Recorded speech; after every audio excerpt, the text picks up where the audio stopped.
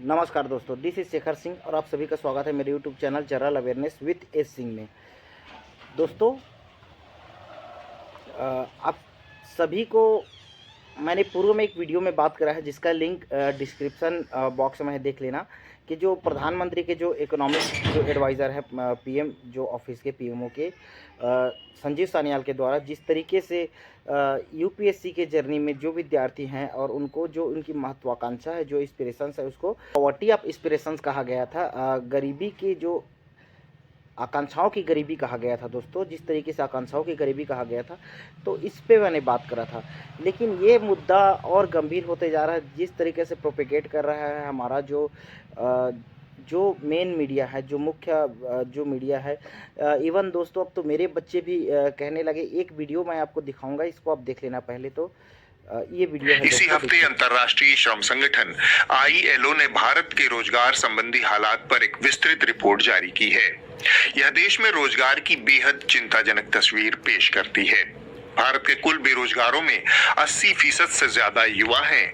लेकिन अगर आपको गलती से भी तिहाड़ शिरोमणि का शो देखने की लत लग गई है तो आपको ये सब ज्ञान ठेला जाएगा। क्या हमारे देश के युवा इन क्षेत्रों में काम करके भविष्य के इलॉन मस्क, मार्क जकरबर्ग या मुकेश अंबानी या गौतम अडानी बनना चाहते हैं, या फिर वो सिर्फ सरकारी नौकरी ही करना चाहते हैं? आज आपको ये बात सोचनी चाहिए कि भारत के बहुत सारे युवा इलॉन मस्क, मार्क जकरबर्ग या मुकेश अंबानी बनने की बजाय सरकारी नौकरी के सपने क्यों देखते हैं? वो भारत सरकार में एक संयुक्त सचिव बनना चाहते हैं, लेकिन इलॉन मस्क नहीं बनना चाहते। बताइए, ऐसे तो लुर्र युवा है इस देश के। कटोरा में भर भर कर Elon Musk, Mukesh Ambani, Gautam Adani but रहा है, लेकिन ना, इन्हें चाहिए बस सरकारी नौकरी। हद है कामचोरी की। जब दाल जूते में बट रही है तब कुछ आंकड़े हम भी रख देते हैं। अमीरों की लिस्ट बनाने वाली एक संस्था के ताजे आंकड़े के मुताबिक फिलहाल दुनिया भर में 3289 अरबपति हैं, जिनमें जाहिरन मस्क, अंबानी, अडानी भी शामिल हैं। दुनिया की आबादी लगभग 8 अरब है। मैंने बहुत देर तक कोशिश की कि 8 अरब में इनका प्रतिशत कितना बैठता होगा, लेकिन कंप्यूटर ने भी यह गणना करने से इनकार कर दिया। इसी तरह दाल जूते में बट रही है। शिरोमणि की बात को ही एक मंत्री जी दूसरे तरीके से कह रहे हैं।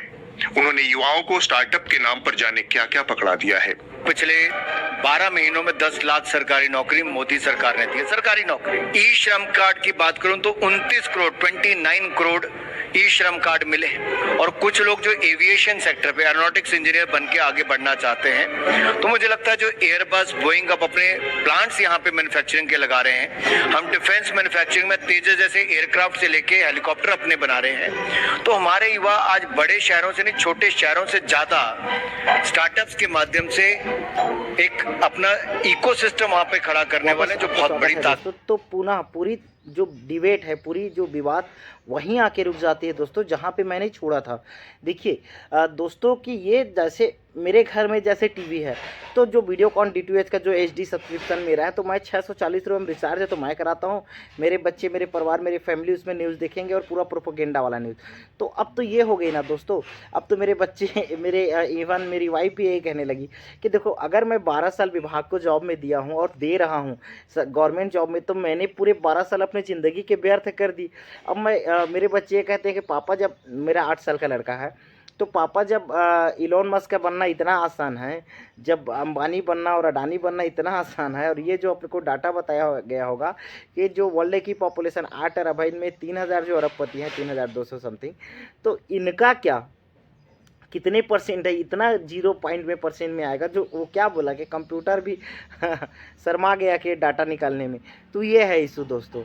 तो अब तो लगता है कि आप पापा फिर क्यों यूपीएससी करते हैं, कि क्या मिलेगा आपको कैबिनेट सेक्रेटरी बन के, जब यहाँ पे इलोन मस्क बनना है इतना आसान है। जबकि हमने पूर्व में बात करा था दोस्तों कि यूएसए में इतना लिबरलाइज है, जो कैपिटलिस्ट जो सोसाइटी वहाँ का लिबरलाइज है, उद्यमिता के लिए, एंटरप्रेन्योरशिप के लिए इतने वहाँ पे लिबरल पॉलिसी है, उदार पॉलिसी है, उदार कैपिटलिस्ट है ना। तो इतना ज़्यादा टैक्स है, जैसे कि कुछ देशों में, जैसे हम लोग एक होता है हेवन टैक्स कंट्रीज बोलते हैं, तो वह कहीं टैक्स में छूट दिया जाता है। हमारे यहाँ तो हायर टैक्स है दोस्तों, आपका प्रॉफिट गेन टैक्स एक्स्ट्रा जाएगा। आपको जो ग्लोबल मिनिमम टैक्स है जो 15% डाला है कि इससे कम टैक्स नहीं होगा, क्योंकि जो टैक्स हेवन कंट्रीज है उस पर वो निजात पाना था। आपको अभी भले डाटा में आप डूइंग बिजनेसेस बता रहे हैं, लेकिन ऐसा नहीं है दोस्तों। 1991 से जो एलपीजी रिफॉर्म आई थी, जिसमें कि जो लाइसेंस जो राज था, जो नौकरशाही का जो एक राज था, उसको कुछ कम पाया गया था, ठीक है। ईज ऑफ डूइंग बिजनेसेज में कुछ इलेक्ट्रिसिटी और कुछ लैंड एक्विजिशन कुछ मामले में वो दिया गया है, बट यहाँ पे आज भी मोनोपोलाइजेशन है दोस्तों। अगर आप जो अडानी की बात करते हैं, उसको एक्वायरिंग कैपिटलिस्ट के नाम से जाना जाता है। अधिग्रहण कर्ता पूंजीपति है, वो स्वयं कोई इन्वेंशन, कोई ऐसे कंपनीज नहीं ला रहा है जो इनोवेटिव नवोन्मेष करे, नवोन्मेष उद्यमिता को बढ़ावा दे, नई टेक को लाए, न्यू टेक को। ये एक्वायरिंग करके कोल में, पोर्ट में जो एक एक्वायरिंग कैपिटलिस्ट में जा रहा है, जितने भी वो बिजनेस में घुस रहा है वो एक्वायर कर रहा है। चाहे आप एनडीटीवी इंडिया का, जहाँ पे ये न्यूज़ इस तरीके के प्रोपोगेट होती है। और ये देखो दोस्तों, आजकल जो सोशल मीडिया में जैसे न्यूज़ लॉन्ड्री टाइप की न्यूज़ है, इन्होंने अच्छा से लोगों को अवेयर करने का, जागरूक करने का न्यूज़ एनालिसिस करके देते हैं, जिसमें बहुत जागरूकता भी आ पाती है। यह है दोस्तों, लेकिन वास्तविकता चीज़ों से लोग जानते नहीं। देखो, मोनोपलाइजेशन करके ही अंबानी इतना बड़ा आया। उसका भाई भी है, जैसे ये मुकेश अंबानी, उसका भाई अनिल अंबानी, आज वो कहाँ है? देखिए, ये जियो में मोनोपलाइजेशन ही हुआ ना दोस्तों, जब एयरटेल, आइडिया, वोडाफोन को सबको बाहर कर दिया गया, बाहर कंपटीशन से बाहर कर दिया गया। ये लोग टाई अप करके फिर एयरटेल आया, 150 करोड़ का जो वाला इशू आया, तो वो अलग बात है, क्वेश्चनेबल है, हम उस पर नहीं बात करेंगे। लेकिन कहाँ ऐसा आपके यहाँ ऐसे क्या आपने दिया है कि इन्वायरमेंट, आपका ऐसा परिवेश है, आप ऐसी परिधि लाइए कि लोग उद्यमिता की ओर जाए, बढ़े। अब आप इस तरीके से जो मेन मीडिया आपका फैला रहा है कि क्यों कैबिनेट सेक्रेटरी बने, नौकरी तो नौकरी छोड़ देते हैं दोस्तों। फिर क्या हम सुधीर चौधरी के पास जाएं? संजीव सान्याल के जो स्टेटमेंट को वो कोट करके बोला जा रहा है, तो क्या हम संजीव सान्याल के पास जाए? क्या हमको अपॉइंटमेंट भी मिलेगी इनसे मिलने के लिए? अगर ऐसा है तो हमको नहीं करना था इतना सेवा। हमने आपकी कोविड के टाइम, जिसमें मैंने पूर्व के वीडियो में आपसे बात करा कि कोविड के टाइम में अपना लाइफ को हम नहीं देखें। हमारे जो मुख्य चीफ कंजर्वेटर ऑफ फॉरेस्ट है दोस्तों, जो सीसीएफ साहब थे, स्वर्गीय श्री अनिल सोनी सर, वो कोविड के टाइम में उनका देहांत हो गया, वो स्वर्गीय हो गए, लेट हो गए, देहांत हो गया। देखो, ये कोविड के टाइम में हमारे वन कर्मचारी संघ के जो अध्यक्ष थे, कोविड की ड्यूटी में दोस्तों, महेश्वर बघेल भैया, स्वर्गीय श्री महेश्वर बघेल भैया, कोविड के टाइम में कोरोना काल में ड्यूटी करते करते ये लोग डेथ हो गए, एक्सपायर हो गए।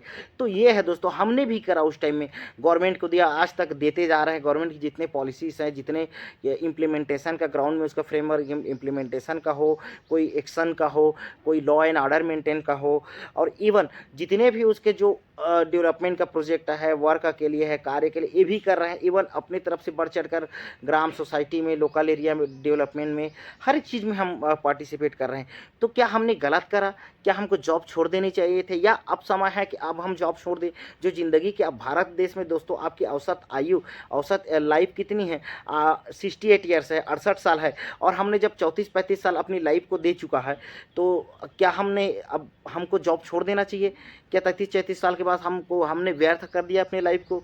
तो ये एक बड़ा प्रश्न उठाता है दोस्तों कि हम किस राह पे चल रहे थे, क्या कर रहे थे। और आज जब मीडिया ऐसे जब उद्यमिता की बात कर रही है ना, तो आप परिवेश देते हो, और वैसे जो इकोनॉमिस्ट बात कर रहे हैं, इकोनॉमिस्ट एडवाइज़र बात कर रहे हैं, जिसको हमने पूर्व में भी क्रिटिसाइज़ करा था दोस्तों।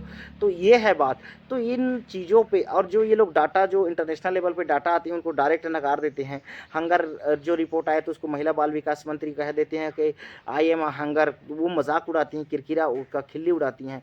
ये बोलते हैं कभी जो अनुराग सिंह ठाकुर, जो ये खुद इंफॉर्मेशन मिनिस्ट्री को देख रहे हैं, और इनका ये सोच है, इनका ये ऑब्जेक्टिव है। तो सोचो कि देश किस ओर जाने वाला है।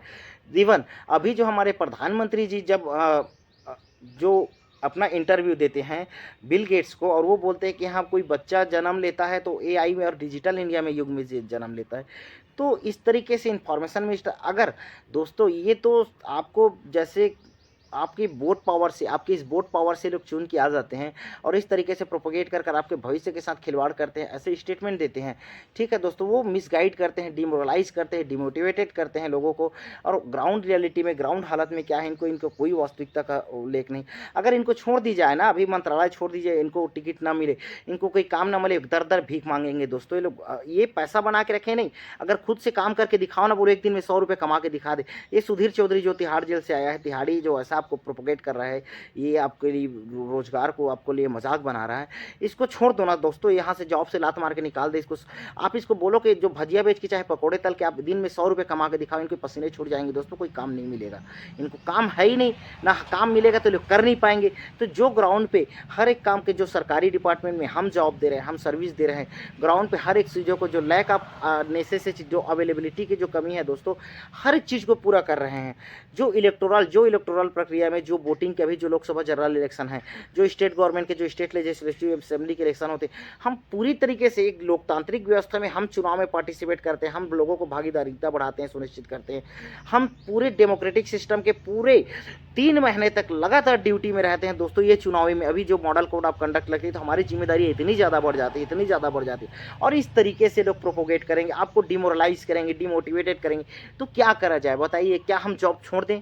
क्या मैं भी छोड़ दूं? क्या उद्यमिता बताइए कि सरकार से मैं मांग करता हूं कि मुझे क्या उद्यमिता देंगे वो, क्या एंटरप्रेन्योरशिप देंगे? आप बताइए, आप जो मेरे यूपीएससी एस्पिरेंट्स हो, आप सब युवा हो, तो ये आप क्या, इसमें सरकार के खुदे उनका एक चीज़ है दोस्तों कि उनको एक पॉलिसी में उनका कितना बड़ा प्रॉफिट हो रहा है, ये उनको समझदारी नहीं है। जो 10 लाख फॉर्म डालते हैं, इवन मान लो 5 से 7 लाख बच्चे जो इसका एग्ज़ाम देने जाते हैं दोस्तों, इवन इसमें भी मान लो कि 2 से 3 लाख बच्चे ऑल ओवर इंडिया में, 3 लाख बच्चे मान के चलो यूपीएससी का सीरियस तैयारी करते रहते, चाहे कोचिंग करें 2 साल 3 साल से, और वो सरकार पे जॉब के लिए दबाव नहीं बनाते। जैसे कि ग्रुप डी सर्विस है, रेलवे का है, एसएससी एग्ज़ाम है, पुलिस का जो भर्ती वैकेंसी है, आरओ का जो सर्विसेज है, तो जो छोटे जॉब के लिए, जो आपके लोको पायलट्स, रेलवे, इनके लिए दबाव ये यूपीएससी एस्पिरेंट जो उम्मीदवारिता में आता है, ये इनका दबाव ग्रुप, प्रेशर ग्रुप छोटे जॉब के लिए नहीं बनाते।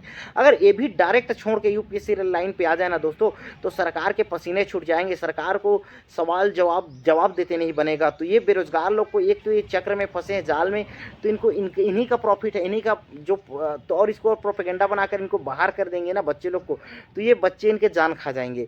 ये और पढ़े लिखे हुए हैं, अगर ये लोग प्रोटेस्ट करेंगे तो किस तरीके से हाईली प्रोटेस्ट करेंगे, जानकारी और कॉन्स्टिट्यूशनल लेवल पे इतने आगे बढ़ चढ़कर हिस्सा लेंगे कि वो इंटरनेशनल लेवल पे आपकी किरकिरी हो जाएगी दोस्तों।